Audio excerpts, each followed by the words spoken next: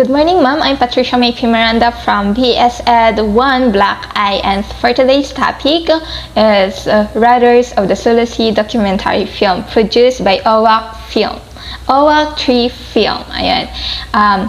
As we can see dun sa second slide, makikita natin yung mga tao at kung paano nila background ng OWAC Film. Ayun, kung paano nila ito ginawa at kung sino-sino yung mga taong involved doon sa documentary film The Riders of the Sulasi.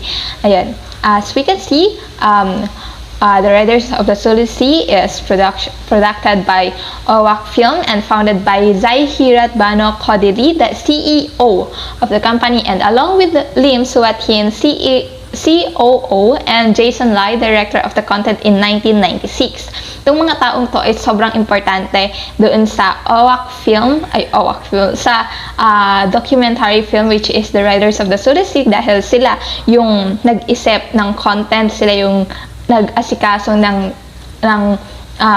documentary film na to para maipahatid sa atin kung gaano nga ba kahalaga ang nangyari during that time. Ayan. So, they produce documentaries, educational films, telemovies, corporate films with film companies from different countries throughout the year, and OWAC Film production, directed by Mr. Edzwan Othman, a product of co-production agreements between Media Authority of Singapore and Korean Broadcasting Commission, and it is first released in 2007 for Q Channel Korea and distributed internationally by Looking Glass International through Discovery Channel and History for Asia 2008. So this is the background of the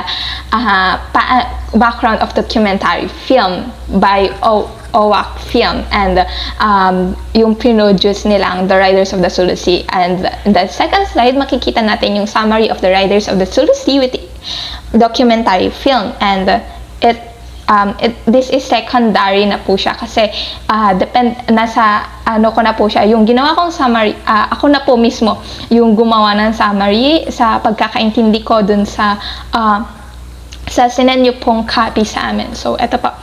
This documentary already shows the metro resistance of the Spanish and American in the southern Philippine Sea.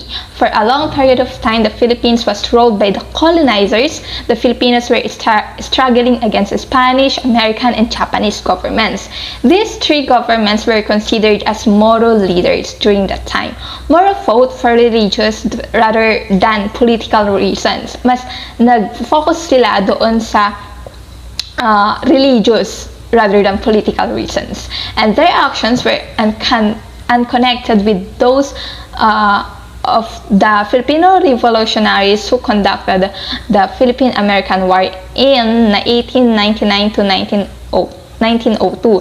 Therefore, during that time, the Filipino people were the most affected between the war.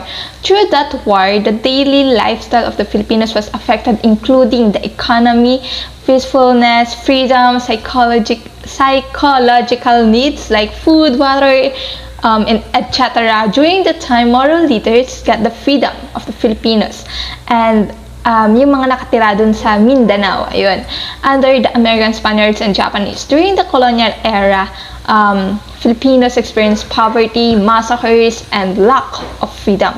During that time, it is really hard for them to do what they want, and they don't have freedom to decide for their own safety and goods. That the only thing that we can do is to follow the rules of moral leaders for them to be safe during that time. That is for my own opinion and understanding.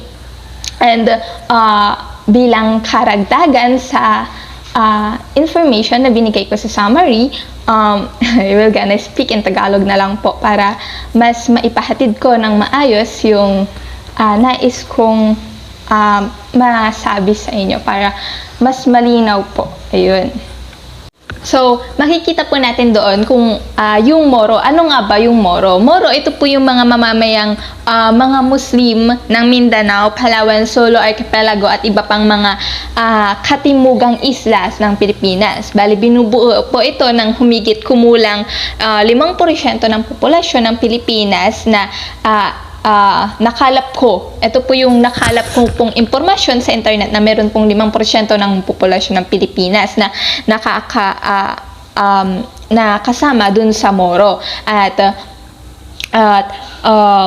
maaari silang mayuuri sa linguistiko sa 10 mga subgroup. Ang Maguindanao ng North Cotabato, Sultan Kudarat at mga lalawigan ng Maguindanao, mga lalawigan rin ng Maranao, ng Lanao del Norte at Lanao del Sur, tapos mga tausog na karamihang makikita sa Hulo Island, mga samal na karamihang makikita sa kanila sa Sulu Archipelago at ganun din sa mga Badjao, at Yakan ng lalawigan ng Zamboanga del Sur, at kasama rin ang Ilanon ng Southern Mindanao, kasama rin ang Sangir ng Southern Mindanao, Melabongag ng Southern Palawan, at mga Jama-Mapon ng mga isla ng Cagayan. Yun yung mga extra na nakalap kong informations doon sa Google sa paghahanap ko po ng impormasyon patungkol po sa Riders of the Sulu Sea. At dahil sa kanilang paniniwala sa Islam, ipinakilala mula sa Borneo at Malaya noong ika-14 siglo. Ang Moro ay nananatili sa labas ng pangunahing pamumuhay ng Pilipinas at naging object ng tanyag na prejudice at pambansang kapabayaan. Bali, ang Moro ay sumasalungat sa mga naghahari ng kapangyarihan simula po noong 100 kasaysayan, mula ika-16 na hanggang ika-19 na siglo kung hindi pa ako nagkakamali. Tapos nilabanan nila ang mga Roman Katoliko Spanish na kolonyalista at sinubukang lipunin ang kanilang erehe. Erehe, yun po yung sarili nilang paniniwala na kakaiba dun sa Roman Catholic Spanish. At noong unang dekada ng ika-20 siglo ay nakipaglaban sila laban sa mga tropa ng pananakop ng Estados Unidos sa walang pag-asang matatag ng isang makakahiwalay sa soberanya. At sa wakas, nagsimula sila ng mga insurhensya laban sa independenteng gobyerno ng Pilipinas, lalo na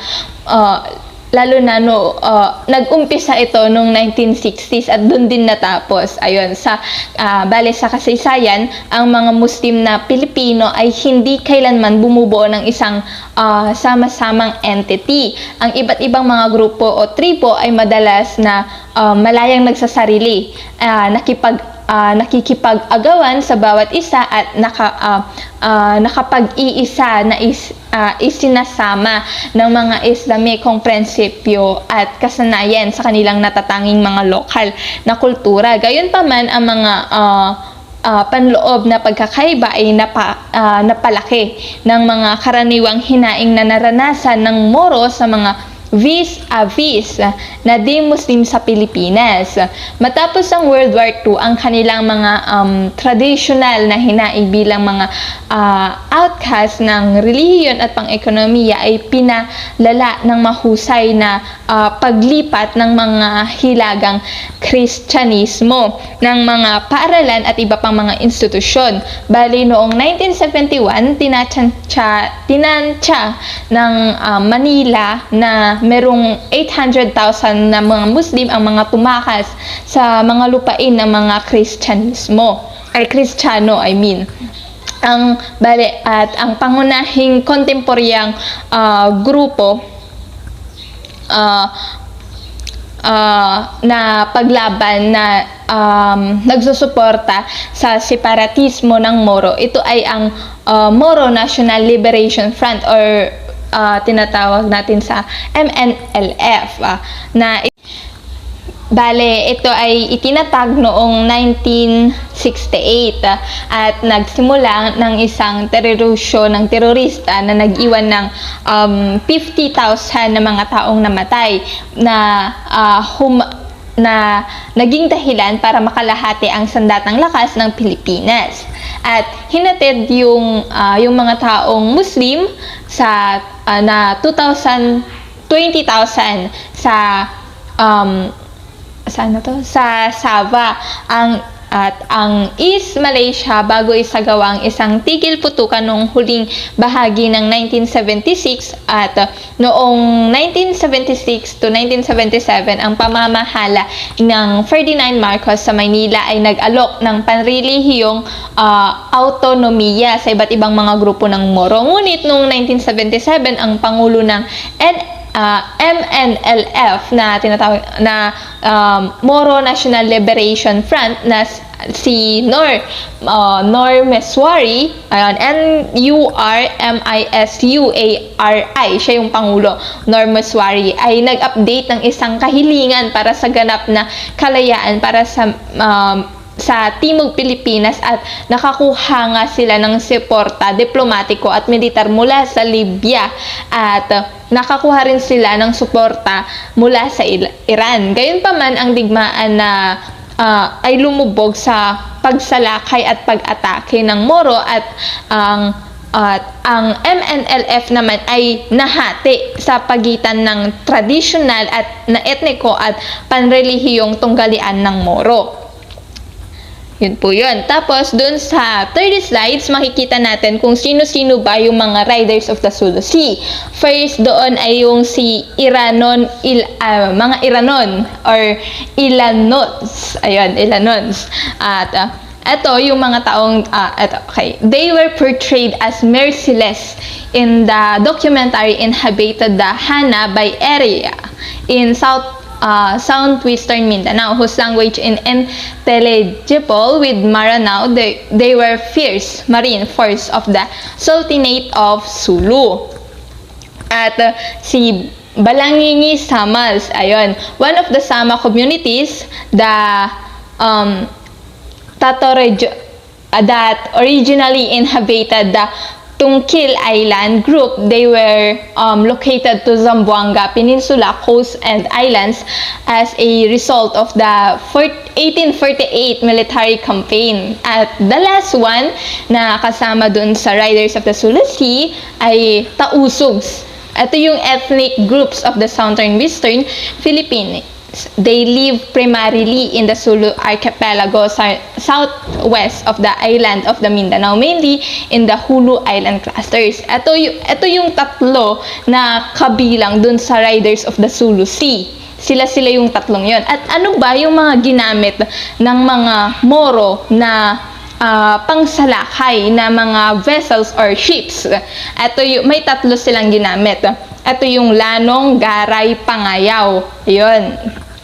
Itong tatlong to ay ginamit nila para lumusob. Yung iba panakot at yung iba nandun yung mga taong slaves, tapos yung mga baril nila, mga sandata nila, doon nila inilagay at ginamit din nila itong mga to para panakot sa community. Ayun, sa community. Ayun. So, ano nga bang importance and use of vessels? Moros usually armed their vessels with 3 swivel guns called lelas or lantakas and occasionally a heavy cannon. Prows were very fast and the pirates would prey on the merchant ships that become in shallow water as they pass through the Sulu Sea. Slave trading and riding was also very common. The pirates would assemble large fleets of prows and attack coastal towns. So, maliban dun sa vessels or ships, meron din silang mga gamit na weapons, which is yung muskets, rifles, kris, at kampilan. Yung mga yon, yung weapons na yon, ginamit nila para during the time, sa pananakop nila, sa pagiging leader nila, sa pamumuno nila sa Mindanao, ito yung mga ginamit nila para panakot sa mga tao, para kung sino man yung hindi sumunod, doon nila papatayin, doon nila bibigyan ng kaparusahan. So ito yung mga weapons na ginamit nila. At ito rin yung mga weapons na ginamit din ng mga kasama dun sa Riders of the Sulu Sea para maging malaya sila. Yun yung nalaman kong information po tungkol dito sa The Riders of the Sulu Sea documentary film by Owako 3 film. Yun po yung mga nalaman kong informations na siyang napakalaking contribution po tungkol po sa atin ngayon na napakahalaga nga pong malaman natin ito kasi ito po ay nakaukit na sa kasaysayan na nagbigay din ng takot, pangamba sa mga Pilipino at nagkaroon ng malawakang aksyon po at saka marami rin pong namatay na siyang naging kadahilanan din siguro ng takot ng mga Pilipino patungkol po sa mga gera. Ayun po. So, yun po, dito po nagtatapos ang aking presentation and good day po. Have a nice day. God bless.